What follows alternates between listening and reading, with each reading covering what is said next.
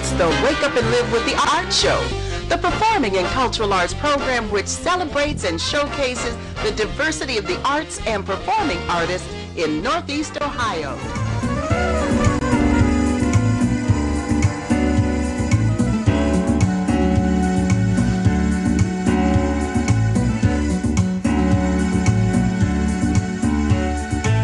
You'll never find, as long as you live, someone who loves you tender like I do. You'll never find, no matter where you search, someone who cares about you the way I do. Oh, I'm not bragging on myself, baby, but I'm the one who loves you, and there's no one else. No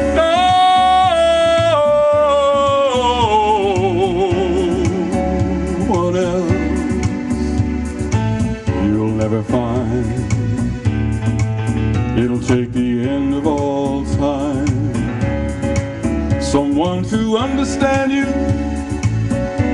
like I do. You will never see what you found in me, and you keep searching and searching your whole life through. Oh, I'm not trying to make you stay, baby, but I know somehow, someday, some way. That with Bill Newman, a crooner extraordinaire, and what you're seeing are two of his current albums that he is very proud of being the performing artist on. So tell us a little bit, and welcome, Bill. We haven't seen you since way back when we were in Time Warner Studios, and you were with another band called Blues Inc. Incorporated, Blues yes. Incorporated, yeah. And you were dynamite way back then, and you and I have run into each other in the Heinen's parking lot. That's where we run into each other. And so found out Bill is still recording and still performing about town. And so we're delighted to have you join us as an individual artist today. My pleasure to be here. Well, thank you. So what have you been up to since we've seen each other? Oh my goodness. Well, I had a big wedding band for a while. Oh, sorry. I just made a mess of that. And that lasted probably until maybe 10 years ago. Oh, okay. And then I started working on doing this, a single by myself, producing all the music myself. Okay. So they have equipment that has 16 tracks, and I put the drum tracks down, and I do the bass lines, and I do, and all this stuff is all executed from the keyboard. So it's not exactly like being in the studio, right? But I can transpose things into my key. I'm a baritone, and most singers are tenors. Okay. So everything I do is usually got to be a little bit lower, you know. Well, it really sounds like the real thing. I mean, what we heard. Yes, well, yes, it's it really is. How did you learn to do all that, though? How did you learn to record? It's a combination of things. Now, first of all, my father was the lead tenor at Caramoo House in 50, 51, and 52. Who was your dad? Paul Newman, not the actor, but the same name. Okay, I was still just a wee whippersnapper, so I did not know him. Yeah. Well, I didn't know him doing that, but I did know him where I had to sit on a kitchen chair in the middle of the living room and listen to him sing Old Man River a cappella and things like that, you know. And I had this was like 7 years old, and I had to sit here, you know, because in those days you did not cross your parents, especially your father, if you wanted to live to talk about it tomorrow, you know. So that worked for a while, you know. I got the exposure, and he had me listening to Peter and the Wolf, you know, with all the instruments, all those kind of things. That's what I was under the age of 8. I was getting this stuff fed to me, force-fed. So then when I got to college, you know, I decided I didn't want to be a voice major because of, I thought it ruined my voice for rock and roll. Okay. So So I decided I was going to be a trumpet major, so I played the trumpet, you know. And in the meanwhile, I got an opportunity to sing with the Cleveland Orchestra Chorus. Oh, okay. So this was in 1968 when they had just built Blossom Music Center. And so I got to sing at the grand opening, you know, at Blossom Music Center, 68 and 69. Oh, wonderful. And sitting in a section with all these classically trained people. It was like 30 or 40 men. They were all, you know, I was singing second bass, which was the lowest part, but these people had all been educated on how to really do that. Yeah. And when you sit there and listen to that, you know, you kind of pick it up. All that stuff, Yeah, so I don't know if the technique is perfect, but the sound is close as I can get it. Okay. Blossom is such a special venue too, and the opening, that must have been wonderful. Oh yes. Once you got there, once you were able to get into parking, right. Yeah, I hear you on that. But you know, when we went out for rehearsals, there was no one there. It was the strangest thing. You can just you drive through these winding roads and you don't see another human being until you get to the gate. You know, and that's where everyone would park. You know, when we just had a couple rehearsals. Most of our rehearsals were at Severance Hall. Yes, before you went out on site. Yeah. So tell me, you compose your music also? I don't have any of my personal compositions here. Okay. These are basically the Great American Songbook. You know, things that were recorded by Sinatra, Tony Bennett, Lou Rawls, Nat King Cole, as soon as Lou Rawls, Sammy Davis, you know, those kind of things. And that's what I do. And I sing at lots of backyard barbecues and weddings and any place that they want this kind of music, you know. They'll have me, you know. Well, the way to get people to hear you sing this kind of music at backyard barbecues and weddings and bar mitzvahs and retirement celebrations, you name it, is to contact you how? Well, and where? They can call. They can call my phone. Business phone is 216-752-0912. And it's usually an answering machine on, so just leave a message and I will get back with you. You know, about availability and whatever that you might need. And that's probably the best way. I'm working on a website, but it's not really functional just yet. Okay. Are you an email kind of guy? Can folks reach you by email? You know, I don't get to it as frequently as I need to. But I do have an email address if someone wants to contact me that way and not take it personally if I don't respond right away. He's that kind of musician where you can give him your email address and then repeat your phone number because that's the best way to contact you. Yes. Yeah, okay. Okay, so the email address is Newman, that's Newman, Newman.bill @att.net. Newman.bill @att.net. And phone number is 216-752-0912. Okay. And you can call that number 24/7. All right, and they will get you to respond ultimately. Oh, well. Fairly soon. Now, tell us a little bit about, you know, you are a great jazz artist. You record the Great American Song, and you name some of the artists who we all are familiar with. But in terms of yourself, other than your dad, in addition to your dad, who would you consider some of your great inspirations, role models for music? Well, as far as playing the piano, got to be Oscar Peterson. Oh, man, you do go back. You know, I mean, there's just no one else that I've ever heard that can produce that kind of a sound out of a piano. Current pop singers, I like Peabo Bryson. Yes. You know, I think his choice of notes and, you know, the way he expresses is unique, and I really like him, you know, that way. Technical complexity, in many cases I like Al Jarreau. All right. You know, because his stuff, if you listen to it, there's a lot going on in those songs, and when you see him live, that's what you get. Okay. You know, so. Are you going to go back to playing other instruments, do you think, someday, or? Well, I play the keyboards because I have to, because I produce all this music, you know. But I don't know. I really, you know, I'm a singer. I've been singing. That's what I do. Okay. Since you mentioned Yeah. trumpet, I wondered if that was somewhere in the back of your head. Well, I do have a trumpet. I have a 1932 Con. Okay. It's like nothing else sounds like that. Okay.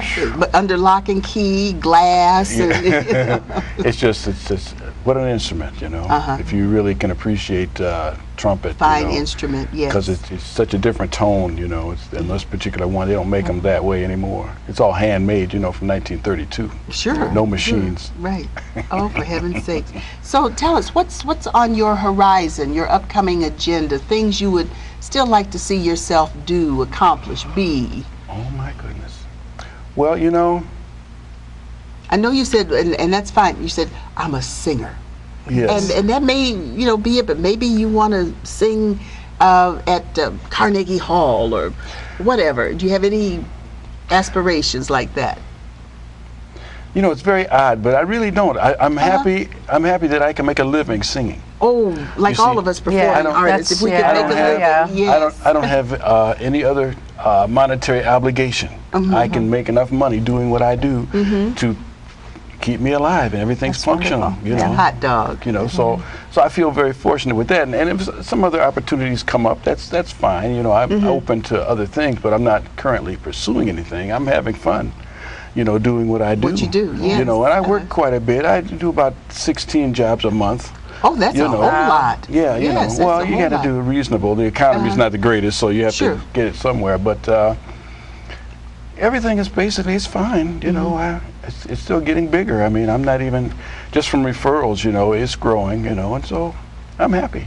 Yeah, Well, would I think love hearing the fact that you're happy. Yeah, Yeah, Yes, and I I'm would think sorry, you get a go lot ahead. of referrals from people Oh, who hear you, because you're really wonderful. And I know there's a Absolutely. big market out there for hearing these songs, the standards and ballads, and That you can sing along with, right, even and if you're dance off key, to, right? and Yeah. that you can That's it. dance, because that's the thing as a musician. I know you appreciate, and I do too. You know, one of the reasons we loved the Motown era, they sang songs that you understood the words, the lyrics. You could sing along, Could and dance now to them. I hear, I had the radio on 93.1 or something, and I hear the music. Cannot figure out but maybe 2 words out of the whole song. Yes. You know, I mean, that's how sad music has gotten. Yeah. You know. You have no idea how many people come to me afterwards and say, it's so nice to hear music where we can understand the words. Yes, I mean, they just It's come up and important. just It really volunteer is. this. Right. You know, I probably get, I'd say at least one person a week, at least one a week that's going to, you know, somebody who just happens to say that. Sometimes they've seen me before. A lot Yes. of people do. You know, I sing in the same places quite a bit. And I remembered you way back from when we did the first show a long time Yes, ago. way back. Well, the words are half the song. Everybody wants to hear the words. You know, Yeah. it's That's it. Along with the melody, the rhythm, all that, you know, that Yes. stuff. So let me ask you, you are a singer. One of the things that we like to do here at the Actors Studio is to talk to folks who are interested in a particular genre, such as vocalist, singer, and, you know, being an actor, whatever it may be. If you were an inspirational, like Lon, a motivational speaker, if you were a vocal guru, what would you advise a person, a person with talent who's thinking about joining the music industry, the vocal industry? What would you suggest they do? Advice? Well, I would say that the first thing, they would have to have a humbling attitude towards themselves as far as quality of because if you only listen to what you thought you created, you don't know if it actually came out that way. So they would need some way to double check themselves to make sure that they were singing on the pitches that they thought they were singing on. It's a very rude awakening that so many singers, they just assume everything is fine. They hear it in their head, they sing, but they don't listen to see if you know, if actually what was real. And it's just minute, you know, small differences, you know, but it makes a difference. It makes a difference on the quality of everything you do, you know, and if you want to get into that quality type of a sound, then that's what you need to do.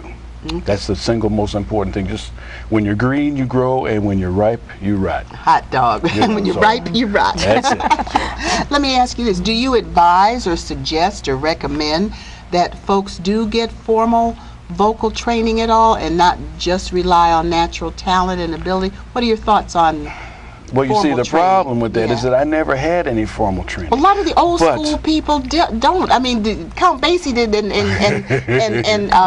what's his name? Duke Ellington. And all those people, they did. Oscar Peterson. Yeah. What do you think they went to an academy? Pretty much. Well, Oscar I know Peterson some of them did. Yeah, I know Oscar Peterson was a classical trained. Yeah. Yeah, he was very, very good. But well, you had your father that had to count. Well, that I was so young then, you know, and it was inbred, you know, and he was, he just kind of led me through that, and his ultimate wisdom. So you got at home formal training, kind of on the job training, because he was on the job.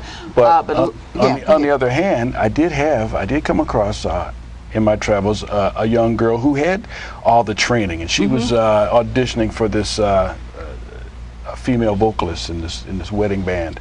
And I was having a problem hitting certain notes. And she said, you can hit those notes. I said, no, it's just not coming out. And she told me what to do with my Adam's apple, and all of a sudden, there it was. See, and she had 4 years of vocal training. And so she knew all those things, and that's the advantage, any musical instrument, regardless, even voice, it really is to your advantage to learn that instrument so well that it becomes part of your character.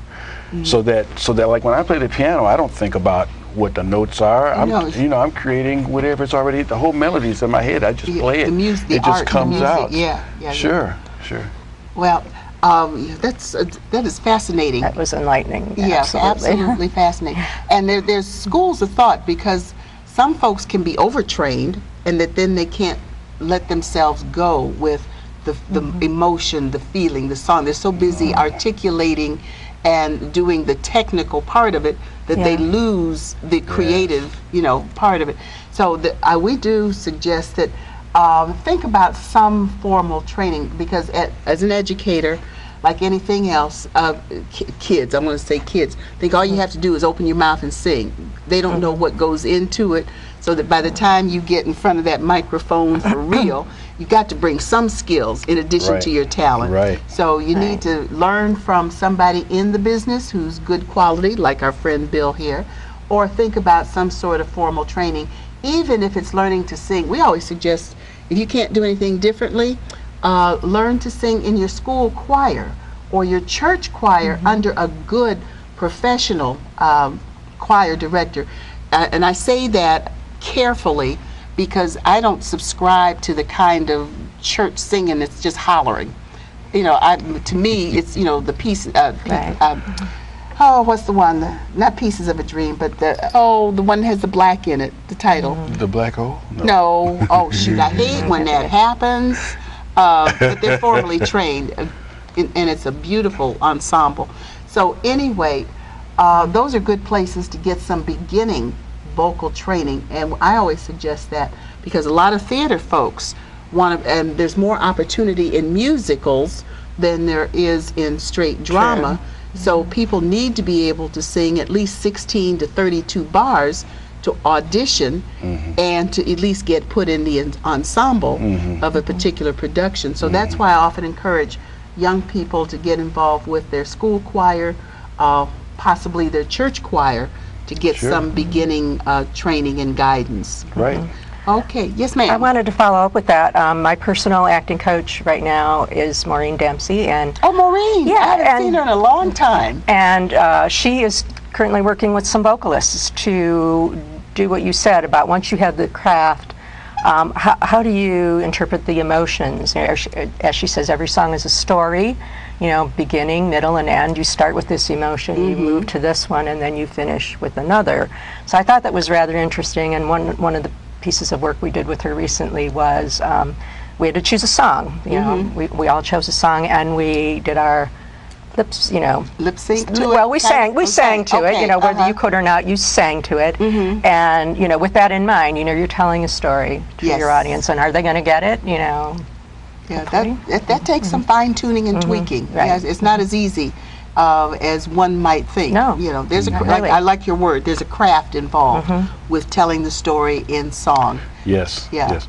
And I listened to Frank Sinatra a lot because he has a unique way of interpreting the music, you know, and hopefully when I do my other number, you'll hear some kind of expression other than the notes and the words.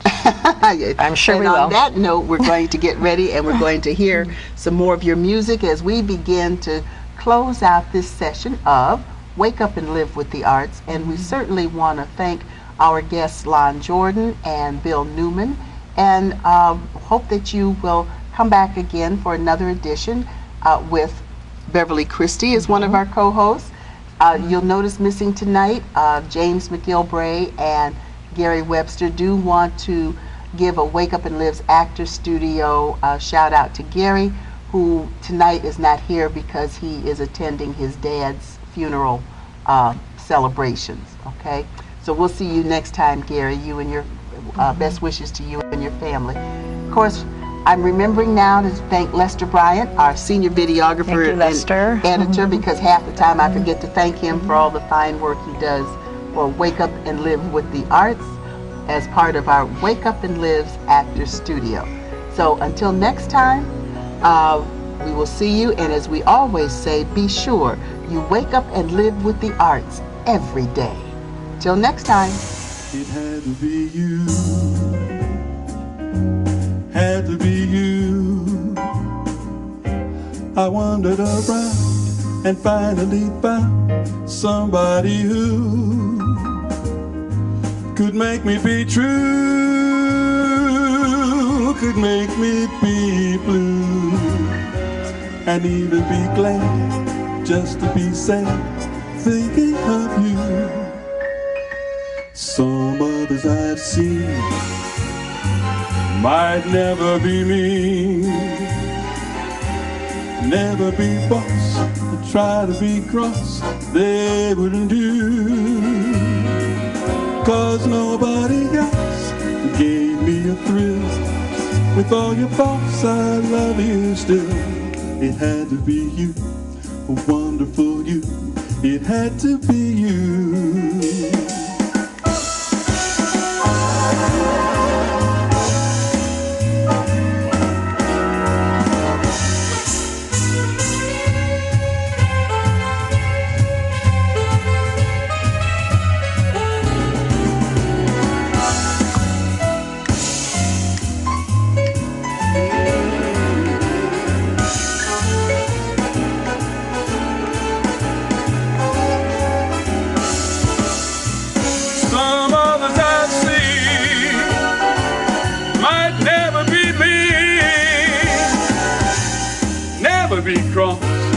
Try to be boss, they wouldn't do, 'cause nobody else gave me a thrill. With all your faults, I love you still. Had to be you, wonderful you. It had to be you.